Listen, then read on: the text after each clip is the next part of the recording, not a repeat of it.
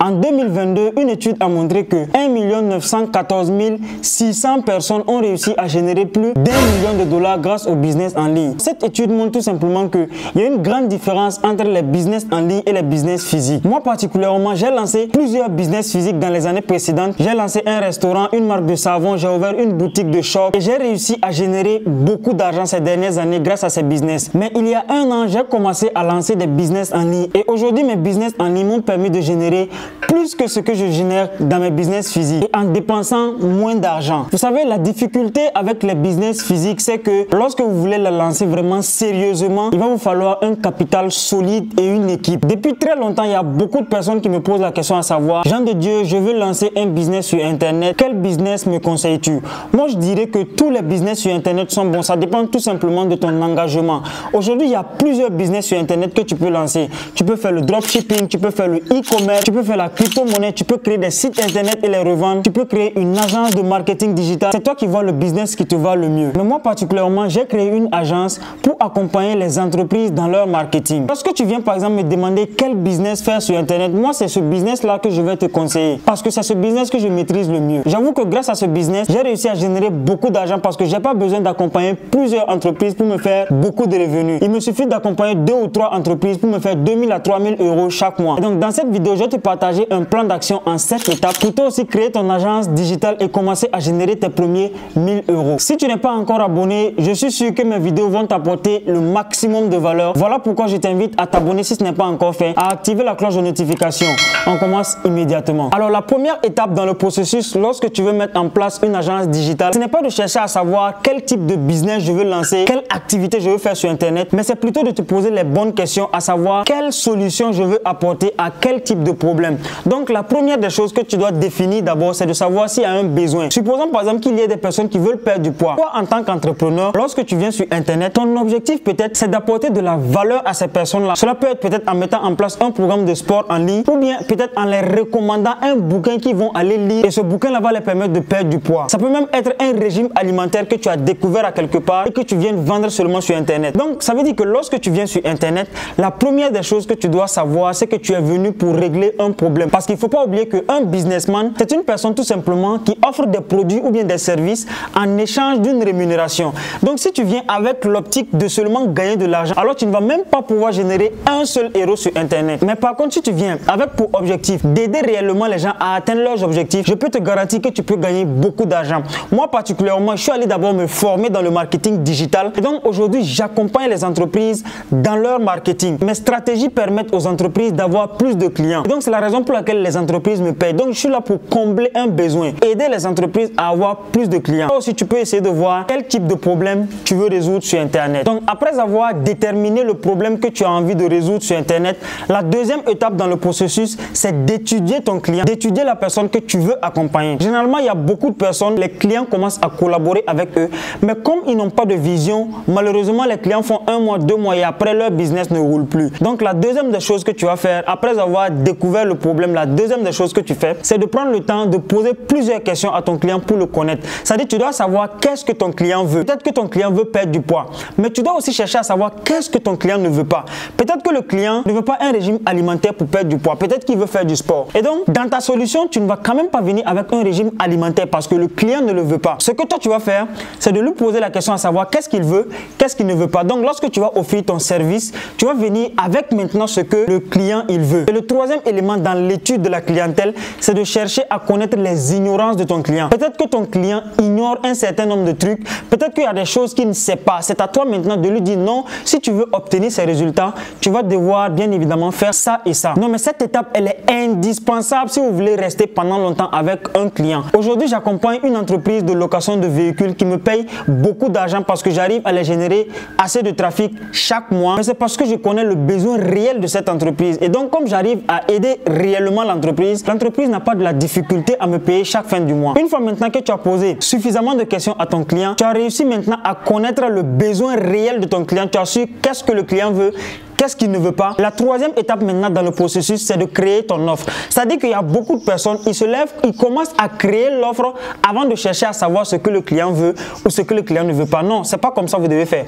Vous devez d'abord poser les questions à votre client pour chercher à savoir qu'est-ce que le client veut et qu'est-ce que le client ne veut pas. Une fois maintenant que vous connaissez ça, vous allez maintenant aller créer votre offre. Mais maintenant, comprenez qu'il y a une différence entre créer une offre et créer un produit. Parce qu'il y a beaucoup de personnes qui ne comprennent pas ça. Lorsque vous décidez par exemple d'accompagner une entreprise aujourd'hui comme moi, vous n'allez quand même pas venir seulement faire des publicités. Pensez que c'est comme ça que vous allez pouvoir apporter le maximum de valeur à l'entreprise. Non, si vous venez avec l'optique de publicité seulement, c'est comme si vous venez avec un produit alors que l'entreprise veut obtenir un résultat précis. Mais ce n'est pas sûr qu'un seul produit puisse permettre à cette entreprise d'atteindre son objectif. Voilà pourquoi vous devez venir avec d'autres services. Particulièrement ce que j'ai fait, j'ai créé un tunnel de vente où l'entreprise pourra en même temps vendre d'autres produits de la voiture. Ça peut être les parfums de voiture, les tapis de voiture, etc. Mais ça se vend dans un tunnel. Le produit est unique, mais l'offre est globale. C'est-à-dire que dans l'offre, il y a plusieurs types de produits, plusieurs catégories de services que vous allez amener pour aider réellement l'entreprise. J'ai pris l'exemple de la personne qui voulait perdre du poids. Si une personne peut-être vous dit qu'il veut perdre du poids, vous n'allez pas seulement venir avec un programme sportif. Il y a d'autres choses complémentaires que vous devez ajouter à ce produit, à ce programme de sport-là, pour permettre à cette personne d'atteindre réellement ses objectifs. Donc, arrêtez de venir avec des produits, venez plutôt avec un pack de produits, avec une offre, et cette offre-là va réellement aider votre client à atteindre ses objectifs. Et c'est ça qui va faire que le client va rester avec vous. La quatrième étape dans le processus. Alors, la quatrième étape dans le processus, c'est l'une des étapes les plus importantes parce que lorsque vous êtes entrepreneur, vous devez apprendre impérativement à devenir de très bons vendeurs. Maintenant, une des manières pour devenir un bon vendeur, c'est de ne pas trop discuter sur le prix de votre service. Parce que je connais beaucoup de personnes qui me contactent, qui veulent prendre mes programmes de formation, mais qui discutent beaucoup sur mes programmes de formation. Mais en réalité, je connais la valeur que le programme apporte. Voilà pourquoi je ne discute pas trop. Mais voici une manière pour vous de fixer le prix de votre offre et ne pas trop discuter avec les personnes. Je vous ai dit auparavant de ne pas venir avec un seul produit. Supposons que vous êtes venu avec une offre, ça veut dire un paquet de produits. Le premier produit, vous allez donner le prix. Le deuxième, vous allez donner le prix. Le troisième, vous allez donner le prix. Maintenant, vous allez prendre l'offre globale. C'est-à-dire l'offre globale, c'est l'ensemble de tous les produits qui constituent l'offre.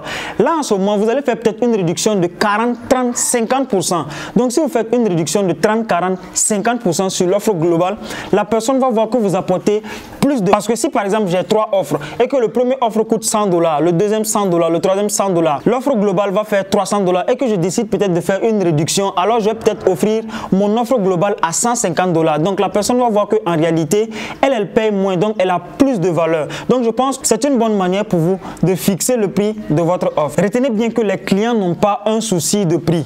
Les clients veulent que vous les apportez le plus de valeur. Et donc, dans votre prix, faites comprendre aux clients que vous leur apportez le maximum de valeur. Et c'est ça qui va faire en sorte qu'ils ne vont pas trop discuter par rapport au prix de votre service. Dans la 5e étape, je dirais que vous devez être un professionnel dans votre domaine. Pourquoi je dis ça? Parce qu'il y a beaucoup de personnes aujourd'hui qui n'ont pas vraiment les compétences dont ils parlent. Mais en fait, lorsque les entreprises partent les consulter, malheureusement, les entreprises n'obtiennent pas les résultats escomptés. Voilà pourquoi vous devez prendre le temps d'étudier minutieusement votre terrain, d'être vraiment compétent dans le domaine avant de vous pointer devant les entreprises. Et lorsque vous allez vous pointer devant les entreprises, apportez-leur le maximum de valeur, même avant de vous pointer devant les entreprises. Il y a une manière d'apporter de la valeur ajoutée. Par exemple, je suis en train de faire des vidéos gratuites sur YouTube dans le but d'apporter le maximum de valeur. Ça, c'est gratuit. Mais je sais que implicitement, il y a des personnes qui vont me contacter pour prendre mon programme de formation. Tout simplement parce que j'offre déjà une formation gratuite de qualité qui peut même permettre à certaines personnes déjà de lancer leur business en ligne. Et en matière de compétences, ce n'est pas aussi compliqué que ça. Ne pensez pas que devenir un expert aujourd'hui en marketing digital, c'est quelque chose de... Tout le monde peut le faire. Moi, je pense que 2 mois, 3 mois, c'est largement suffisant pour toi si tu es vraiment concentré de devenir un expert dans le domaine. Il te suffit de prendre une bonne formation et surtout de les appliquer parce qu'il y a beaucoup de personnes qui prennent des formations mais qui ne les appliquent pas. Mais il y a aussi une autre manière de le faire. Tu peux devenir peut-être un intermédiaire entre les entreprises et les freelances. C'est ce qu'on appelle du SMMA, le Social Media Marketing Agency. Si tu ne sais pas c'est quoi une SMMA, je te laisse une vidéo vidéo dans les fiches que tu peux aller visionner plus tard,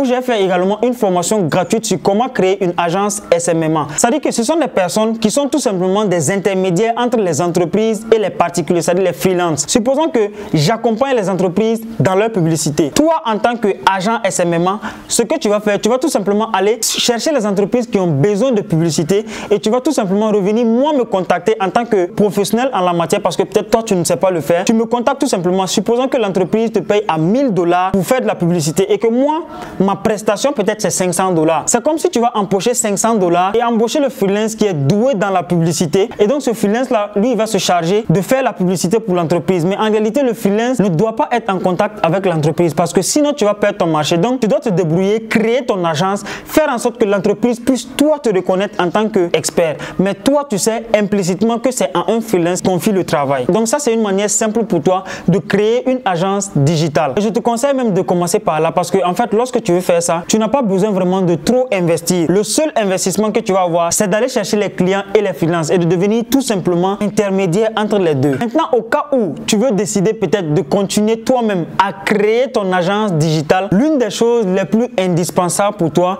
c'est d'apprendre à créer les tunnels de vente. C'est quoi un tunnel de vente? Un tunnel de vente, c'est tout simplement une boutique dans laquelle tu vas vendre plusieurs produits en automatique. Il faut comprendre ça comme ça. C'est pas assez compliqué. Et dans le tunnel de vente, il y a plusieurs étapes. Dis-moi dans les commentaires si tu veux que je fasse une vidéo sur les tunnels de vente pour t'expliquer comment les tunnels de vente fonctionnent et je me ferai le plaisir de le faire pour toi. Aujourd'hui, il y a plusieurs tunnels de vente. Il y a System.io, il y a ClickFunnels, il y a plusieurs tunnels de vente que tu peux utiliser aujourd'hui pour vendre en automatique. Et donc, si tu as une agence digitale, la première des choses que tu dois apprendre, vraiment, c'est d'apprendre à créer des tunnels de vente. Ça peut peut-être être avec System.io comme je l'ai dit ou bien avec ClickFunnels. Et dans le tunnel de vente, il y a plusieurs étapes. La première étape, c'est la découverte. C'est-à-dire qu'il faut que tu trouves un moyen pour que les personnes puissent découvrir ton tunnel de vente. Et la deuxième étape, c'est la valeur ajoutée. Donc, dans le tunnel de vente, tu vas apporter le maximum de valeur aux personnes. Une fois que tu apportes le maximum de valeur aux personnes, tu vas maintenant les présenter le produit ou bien le service que toi-même tu vends. Et dans la quatrième étape, tu vas venir avec l'upsell et puis le downsell. L'upsell et puis le downsell, ce sont tout simplement des ventes additionnelles. Là, en ce moment, tu agrandis le panier de consommation du client. Ça permet tout simplement de mieux satisfaire le client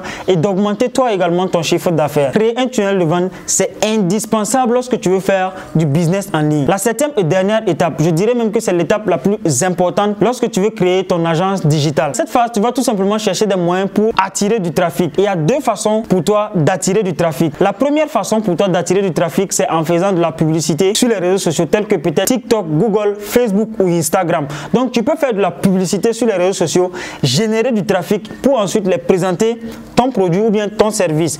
La deuxième étape, c'est de faire de manière organique. Par exemple, la manière dont moi je fais, je crée des contenus gratuits sur les réseaux sociaux. Ça peut être YouTube, ça peut être Facebook, ça peut être TikTok, ça peut être Instagram, etc.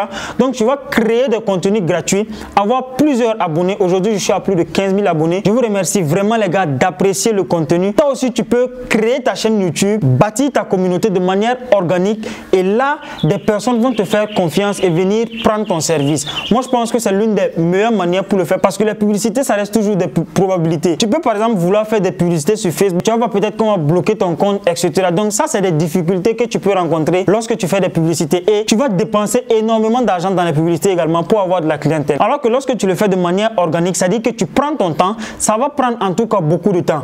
Mais lorsque tu le fais, il faut savoir que c'est vraiment une communauté solide que tu bâtis. Ça dit que tu fais peut-être YouTube, Facebook, TikTok, Instagram, c'est toi qui vas, le réseau social qui te va. Tu vas bâtir une communauté et c'est grâce à cette communauté-là que tu pourras proposer tes services afin bien évidemment d'aider les personnes à atteindre leurs objectifs. Là, les amis, vous avez deux choix. Alors, le premier choix, c'est de vous-même prendre votre ordinateur ou votre téléphone pour commencer véritablement vous-même à chercher à créer votre agence digitale. Et là, je vous avoue que ça va être extrêmement difficile parce que, comme vous le savez très bien, il y a beaucoup d'étapes que vous devez suivre, il y a beaucoup de choses que vous devez faire. Et même la prospection de la clientèle, ça peut être difficile pour vous si vous n'êtes pas bon en vente. Et le deuxième choix que vous avez, c'est de me contacter en inbox et de prendre ma formation digitale de A à Z pour vous permettre d'avoir un vrai raccourci et créer rapidement votre business en ligne pour commencer à générer vos premiers euros. Quant à moi, on se dit à très bientôt dans la prochaine vidéo. Ciao!